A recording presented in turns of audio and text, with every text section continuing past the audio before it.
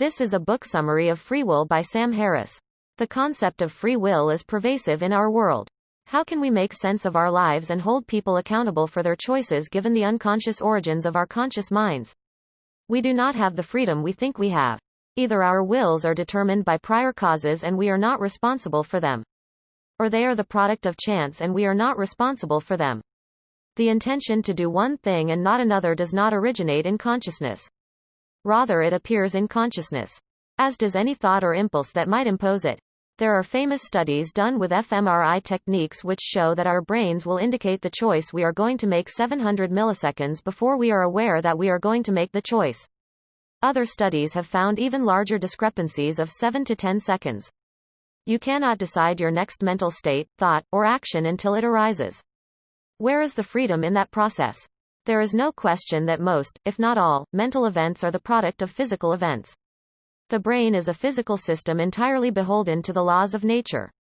And there is every reason to believe that changes in its functional state and material structure entirely dictate our thoughts and actions. Consider what it would actually take to have free will. You would need to be aware of all the factors that determine your thoughts and actions, and you would need to be in complete control of these factors. We know that determinism in every sense relevant to human behavior is true. Unconscious neural events determine our thoughts and actions, and are themselves determined by prior causes of which we are subjectively unaware. Just because you can do what you want does not mean you have free will. Why? Because you are not consciously choosing what you want. You simply want it. You can't explain why you want it, but you do. And so choosing to do what you want, or choosing one want over another, does not mean you have free will because your wants have been given to you, not determined by you. We make a mistake by separating our free will from our neural processes. The neural processes that support consciousness and nudge our actions are just as much a part of us as our conscious actions. The machinery that drives our actions is just as real as the actions themselves. All sorts of studies in behavior have proven that we often attribute the actions we take to incorrect causes. We reason backwardly and create all sorts of causes for our actions.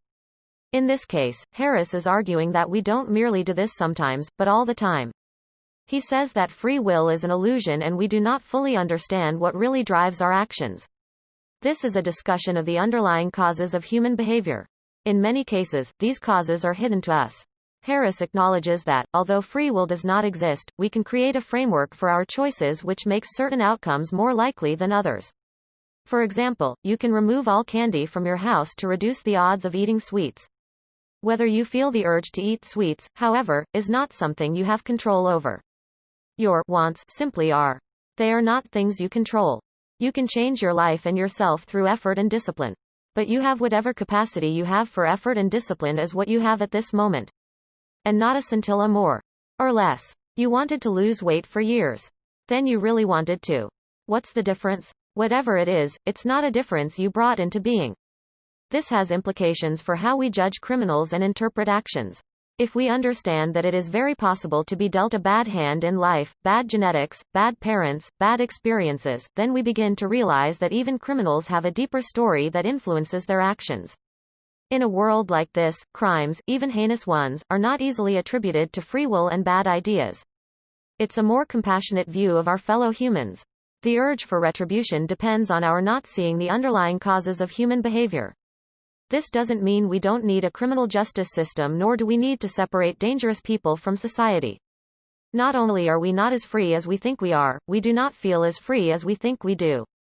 Thoughts and intentions simply arise in our mind. What else could they do? It is impossible for us to know the causes of our choices and wants.